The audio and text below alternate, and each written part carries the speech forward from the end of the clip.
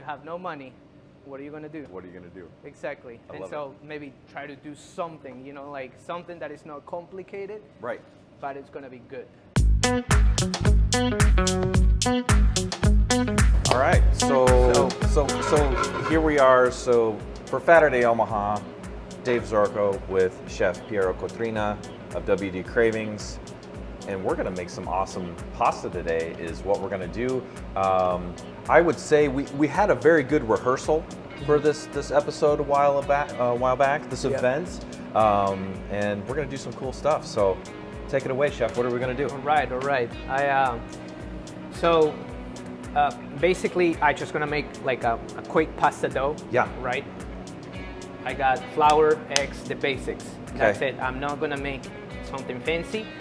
I'm also not gonna weigh it.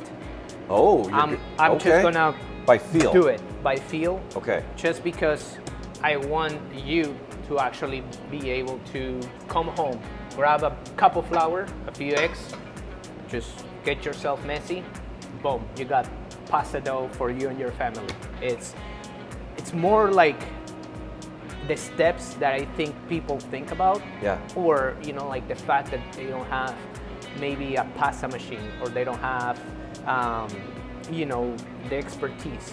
Sure. It can be very daunting. So when somebody says handmade pasta, I think a lot of people get scared because Yep. they feel like, you know, they just can't even do that. And not that there's anything wrong with dried pasta. Dried pasta is delicious. Yep. But I like the fact that, you know, you're going to help me and everyone else see that it can be done. It can be Yes. done. I love it. I want to take the fear off of it, basically, because Well said.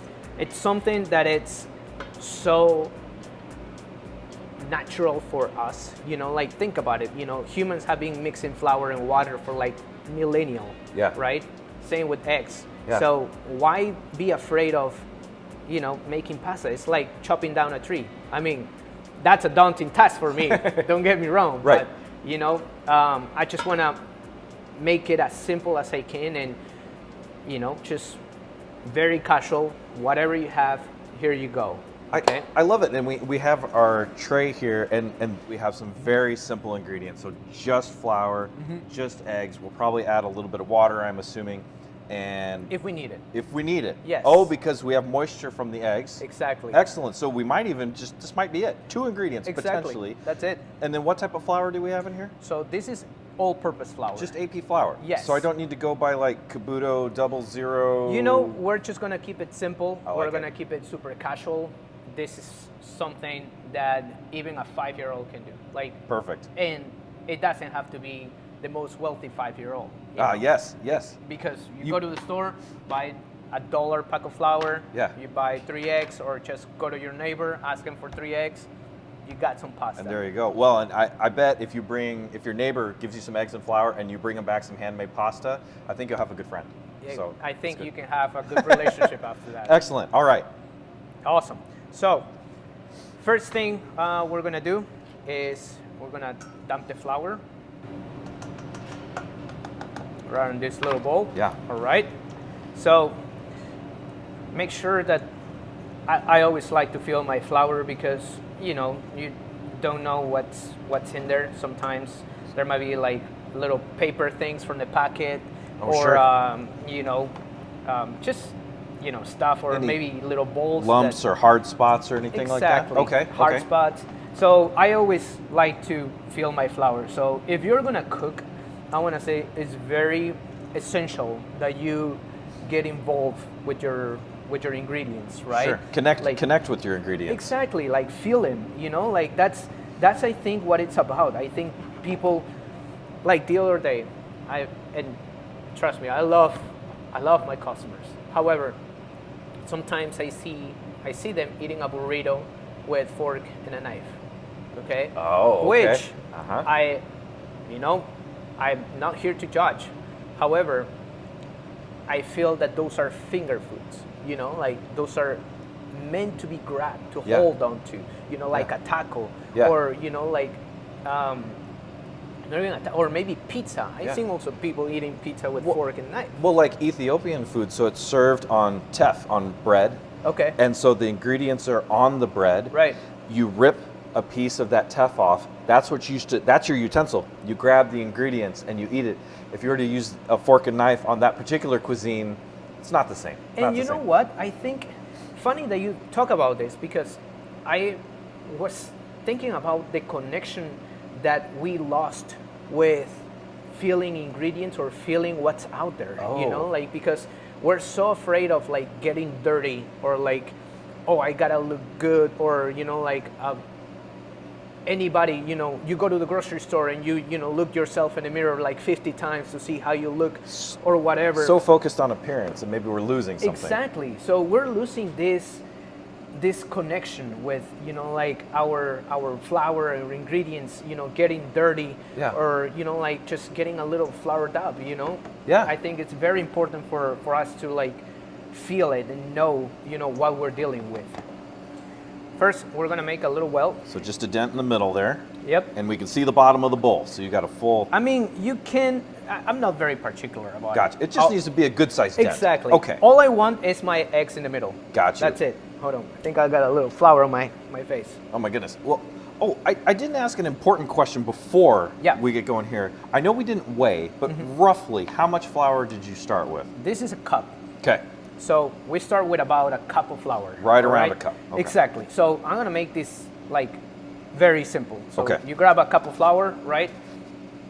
If you don't have like an actual cup, you know, like grab a teacup, and you know, just try to get this much of flour. Right about a cup. Okay. Exactly. Got right it. about a cup. So this is the part where we use our feel. Okay. For, you know, like the dough. Okay. So the rule of thumb, there's a small rule of thumb. Okay. So it's about 1 egg per 1 cup of flour. Nice ratio, 1 to 1. However, eggs can differ in size. Eggs can differ in moisture. So different eggs have different levels of moisture. So a guideline is 1 to 1. Exactly. But our feel and observation are going to help us decide what to do next. Yes. Okay. And so right now, we're going to crack this egg in the middle, of course without the shells. There we go. All right, so we got our egg. Okay. Typically what I find out is that the best thing or the best way is 1 egg and 1 yolk. Oh, okay. Yes, just because it will give it a little bit of richness, and also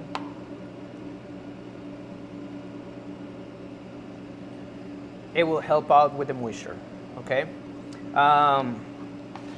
So just poke these guys. I love the fact that we don't. There's not a fork. There's not a whisk. There's not a spatula. I heard once that these are the best tools you have, and here you go. You know, it's again going back to the connection of, you know, like things. I feel that we there's nothing. I remember this. I have this memory when I was a kid. Me and my dad, my mom and my brother. My dad has taken us to the mountains to, you know, like for a little family trip. Now, right? Was this in Peru? Yes. Okay, yes, in Peru. This is in Peru. I was like 7 years old or 8 years old, I want to say. So we went, it was late. I can't remember what we were doing, but we were looking for somewhere to eat. Okay. And I remember I was playing with my brother. We were somewhere. We were playing. Anyway, we were tired. Yeah. We were cold. Yeah. And we were just miserable. Like nobody was talking to each other. Just complete silence. Exactly. So we were trying to, you know, like eat something. And so my dad, I don't know how, he finds this, I can't remember if it was a park or something, but we parked. There was a river over there. It's called the Santa Eulalia River. Okay. So my brother, I think he went to the river.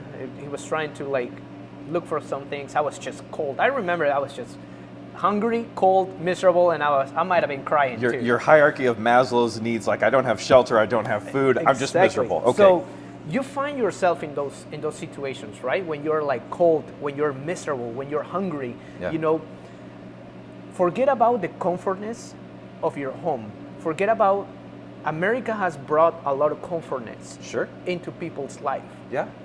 So I feel that whenever you experience something else or a different type of need in your life, that's when you start appreciating those little things. Yeah, right? you start recognizing Exactly. those things. So we were super hungry, we were super cold, and I was like, just a mess. So finally, my dad finds this, I can't remember if it was a family or there was might have been a restaurant over there, but they were cooking pachamanca. Oh. Pachamanca is a dish where like you dig a hole in the ground, Okay. you put hot stones, banana leaves, and Yeah. you put potatoes, lamb, beef, Yeah. all the goodies. Then you cover Yeah. it back. Okay. You let it cook in the earth. Yeah. And then after a few hours, get it all out the ground, and you eat with your hands. Oh, that has to be amazing. So you sit around, like you're like on the ground, you're on the grass Yeah. sitting, and boy, they brought us like in a little, I think might have been like a little blanket or something that they just set it on the ground. Yeah. And we were eating with our hands. We were starving. There was not a word, but you could hear the river. And you could feel the union, like the family union that was being created with that moment. Right. Like you look around and you see your mom hungry, you see your brother hungry, you see your dad hungry, and it's like you're eating with your hands. Like Yeah. you're really eating with your hands. Very So- visceral experience. Exactly. Yeah. So it's like, man, that was a nice experience. And out of all the memories that I have in my childhood, that one is the most special, probably. That's amazing. Well, and to have to hear the water, feel the air around you, smell everything, the connection to the earth. You're sitting on the earth. You're eating directly from the earth because it was Exactly. buried in there. And in addition to being very hungry, which sometimes on Saturday we call it hunger sauce, you have all of those things added in Yeah. that probably tasted incredible. It was one of the best things that I eaten, and I feel that it was not only because it was good, but I Yeah. think it was the whole experience of being in that need, Yeah. being hungry, being cold, being without a shelter. Like you're like, man, I need to experience those things, and Yeah. when you experience them, it's like, wow. Why we don't eat like that? Because it's Right. so much enjoyable. Like you Yeah. enjoy it so much. Well, and the shared generosity of that family on Right. top of that, you became part of their family for that evening too. Exactly. That's awesome. Exactly. So it's Ah. it's a lot of things. So I have to ask on our dough here. So Yes. our dough is coming together, it is transforming. So tell me about what you're feeling and the consistency that you're looking for. So you've just been, as we've been sharing a wonderful story, mixing with your hands and having this come together. What's happening? And what are you feeling? Right now, what I'm feeling, it's first you get these little pieces of dough, right? Okay. You look these little clumps, and there's moisture stuck in them, right? Yeah. So because there's clumps of eggs. So what I've been doing is just I've been breaking them up. So we're little looking, so not particles. large clumps yet. We are looking for smaller, Exactly. bigger than Something sand. almost like Rice Krispies. Ah, okay, You okay, know? got it. So you will have this broken up dough, okay? Right. And it's very important for us to break these little lumps. I mean, at least for me, when I'm making dough by hand, Right. I'm always feeling like this. Like I'm always trying to break these lumps, but always feeling what my dough is telling me. And I love it as we're having the conversation because I can watch your hand, and Right. your hand knows what it's doing in the bowl and feeling for those things. It just is natural to do those things. So Yep. that by feel is excellent. It's like, this is what I tell everybody. When you're cooking, you have to use your hands as a technology device that is telling you what's around you. Sure. You got the biggest technology in your body. Sure, you can sense texture and Exactly. temperature and So Yeah. in a way, to me it's like the dough is telling me directly what's going on. right. So when you're chopping vegetables, for example, you're chopping vegetables and you have to have your hands like this, right? In order for you to feel the knife. So Right. Your hand, it's telling you what the knife is doing. Your knife, is it like too angly, or you might be going too fast, or you might be like, making the strokes like a little high. Right. So your pretty much your fingers are telling you what to do. That way, the whole rest of your body is available for you to like see or think, and you don't even think about this because you're already getting the feedback from your hands. And so, if it hurts, you know you're holding it wrong. Exactly, Okay. exactly. So, it's a very, very useful tool. This guys, it's very important, like to, I guess, feel it. And Yeah. in a way, I'm doing this because I love feeling the texture of it. Yeah. But at the same time, I'm making sure that this gets, fully incorporated. So Can I see where we're at here? Yeah. Yeah, so you can definitely feel the moisture in there. In the clumps. In the clumps, yes. And now I'm making clumps, so I need to break them back up. And then feel the whole thing between your fingers. See how some of them are smaller and some of them are bigger? Yeah. So the bigger ones, you will find some water. So you need to extract that water from them. That's awesome. That's why it's, at least for me, it's very important at this step. Yeah. If you're working without a recipe, this will tell you if you need more water or not, okay? So, one little trick that I want to share with all of you Yeah. is that you probably need less water than you think when you make pasta, Okay. okay? Because at this point, you're probably thinking, man, this pasta is dry. Like, it needs more water. More Yeah, I would moisture. look at that and go, oh, it's not a dough, it's pieces of stuff. Right, it almost looks like spetzel. Yes, I do Right? like a good spätzle, but It's yes, good. yeah. So, at this point, we're gonna see if we're gonna use the other yolk. Okay. Because at this point, you don't need too much water. You're like almost 90% there. Gotcha. Okay, so you might need a little bit of water. However, the white is gonna have more water than the yolk.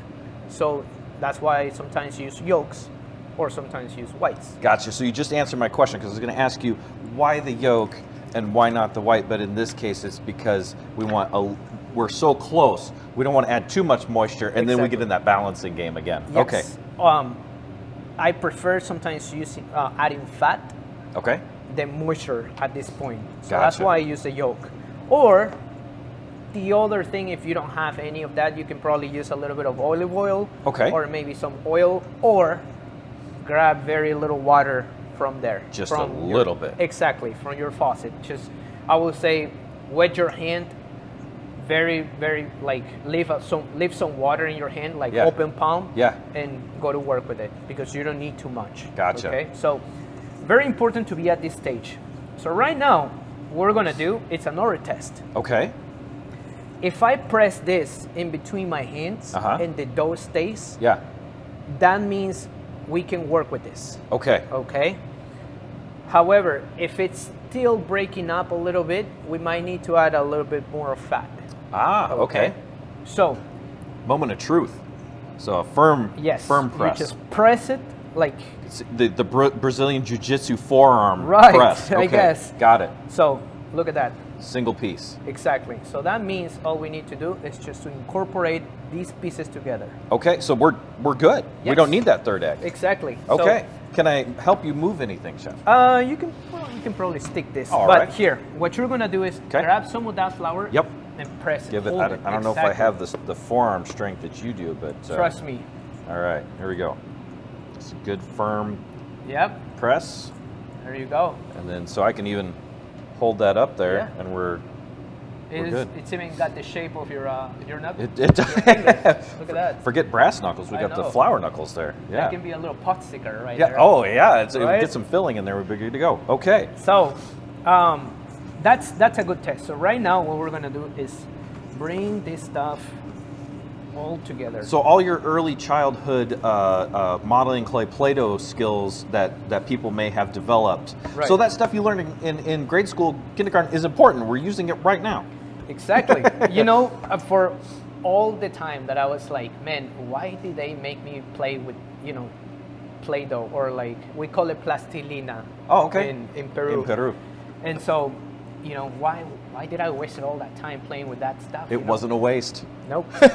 And like it really, and I will like it was crazy because I will be some of those weird kids that will eat the plastilina. Oh, like, because it feels like good. They say that in the Play-Doh, and I don't know if it's the exact same company, but apparently there's wheat and a little vanilla in there. So I don't know if I can begrudge anyone there. So but it's anyway, not gluten free. Yeah, no, I don't believe it is. All right, so right now, what we need to do is we're pushing this thing together. Yeah. Okay. So right now you see all these little crumbs here, right? Yes. I'm gonna take it all. And the bowl is empty. This is what you get. Sometimes when you're making dough, Yeah. you'll get a whole bowl like this, and then you will get this on the bowl. So it will be a situation like this. Okay. Okay. When that happens, I will say you can probably Here we go. All right, so just some water. Just water. Grab just your hand. Didn't even check the temperature. Nothing. Just grab some tap water. No. Just Sprint. that much water. Tiny. I mean, you probably had only like, I don't know, 5 or 6 drops. Not much. Exactly. Yeah. So all you gotta do is Just enough to help clean out the bowl there. exactly incorporate all that stuff into Got the it. bowl. Nice part is this will help with cleaning the bowl later because you won't have as much flour. Exactly, exactly. And you will use all the product. You know what I mean? True. Well, yeah, and at your home or in the restaurant, making sure you get the maximum yield for your product from your ingredients. Exactly. So I dip my hand in water again. And Yeah, and you didn't even grab water, you just dipped it in there. exactly. Yeah, okay. And that's pretty much how That's the bowl almost perfectly clean. finished. Very exactly. nice. So, All right. and we got everything incorporated over here. So Excellent. I want you to feel that. It's very solid. It's not, it is not even tacky. Just it gently sticks to the finger, but almost like you can feel your fingerprint, and Right. that's about it. Yep. Yeah. Yep. And cool, and definitely can feel the moisture that we've incorporated in Yes. there. Yes. So you see those little drops, how much moisture they can add. Yeah. Like it feels like you added at least, like 1 teaspoon or something, Yeah. but Well, no. Yeah, because we had probably, let's say, I don't know, a tablespoon or 2 of crumbs that were here or then in the bowl, and with that little bit of water, now we have everything Exactly. in our dough. Exactly. So basically by feeling, you can tell, like a lot of things, okay? And sometimes if this is too, like crumbly Yeah. also as well, just grab a little water, make sure your fingers are dripping like that, and then just incorporate it in there. Gotcha. Just adds a little bit in there. Yes. So right now, we're gonna knead this dough, okay? And your dough is gonna be somewhat hard. Okay. Okay? It's gonna be a little hard at this point. Okay. So what I like to do is use this part of my hands. Gotcha. Okay. Because it's much Yeah, easier good. for you to make Put pressure. a lot of weight on there. Exactly. Yeah, a lot of So pressure. Okay. what you're doing is you're like pushing and almost like scraping your hand. Got you. Okay. Because almost like we were doing over there. So we're grabbing the crumbs Yeah. and then just binding them together. Yeah. So that's what you're doing. You're trying to bind flour and water and a little fat all into one solid mass. So make sure you're on your table or your counter where it's sturdy because you need to put some muscle in there. Exactly. And the other thing is, if you don't have a solid countertop like this, Yeah. you can also make your dough a little more pliable. Oh, okay. So I like my dough a little dry yeah. because you'll see why. Okay. So right now, if the dough is too hard, just keep adding a little more water. Just a tiny bit. Exactly. Until the dough gets a little more pliable. Okay. Right? So when it's more pliable, you don't really have to suffer that much. However, when you're rolling it, you run the risk for that sheet to overextend, and you have, you know, like the first piece will be like this, and then as you go, it will stretch and it will just make itself thinner. Gotcha. So when we roll it out, or when we sheet it, it might have some problems there, Exactly. or maybe not perform like we want it to. Or when you're like making the folds, it will stick to each other really quickly. Gotcha. And you will have a headache. Well, and you get a better workout this way too. So Yeah, you get exactly. It's like you're working for your food. And so as you're moving there, so you're pushing with this part of your hand, but you're also using your left hand or your left heel of your palm, if that's a thing, Right, right. to turn the dough as well. So you're turning and then pushing outwards. Correct. So our dough is getting incorporated. Yeah. Okay? And you're gonna feel this. It's almost like leather, okay? Yeah, it really is. And very, very solid, very dense. And when we were talking about the dryness, I mean, here, like this, nothing's bending, nothing's moving. This is one. Exactly. This is one piece here. I mean, right here. So, you know, as I hold it there. The way, exactly. If it Yeah. stays like that, at Yeah. least I like that. Yeah. Because then, one, I don't have to use too much flour when I roll it. Yeah. So that means less of a mess. Okay.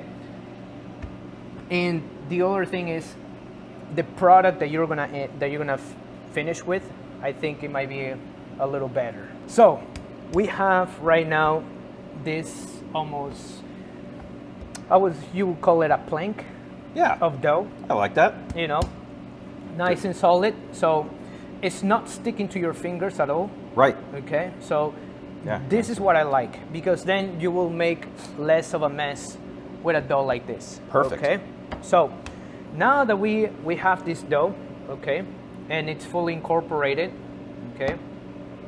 Also, they say that, you know, you have to knead the dough until it's very smooth. Okay. However, you can see some imperfections in the dough, Right. right? Like, Yeah, there's little divots in there a exactly. little bit. Yeah. But the feel of it is smooth. The outside of it is very smooth. Yeah. And also, this is also why you use your fingers too. If you didn't properly knead this dough, you will find pockets of egg inside. Okay. Oh, you or did. Oh, you wow. will Okay. find some parts that are harder than others. Okay. If some part of the dough is harder than the other, work more on that part. So it should feel fairly homogeneous. Exactly. Throughout. Exactly. Okay. So the same texture all around. So Now you just folded that over itself. yep. And then you're working it again. Okay. Exactly. So I folded this over myself. You can add a little water, make it stick, and then boom. You know. Also, I like to keep it nice and flat like this. Yeah. Because it will make. It's easier to roll. Exactly. Yeah. It's easier to roll. You know what I mean? So always think about the future. Always think about the step ahead. Sure. Like, for example, I didn't add too much water because I don't want to add too much flour and create a whole mess, right? Yeah. So that's how you make yourself more efficient, you know? Perfect. How can I make the least mess? And, you know, then you will come up with ways. And especially if you're cooking at home, that's really nice. You have other things to do. And Absolutely. when you're at the restaurant, you also have other things to do. You know, coffee, pastry, and all sorts of things besides just making the dough. So You got to perfect. make yourself efficient. So you wrap this thing up. Okay, just a little plastic wrap there. Yep. All right. Leave it like that.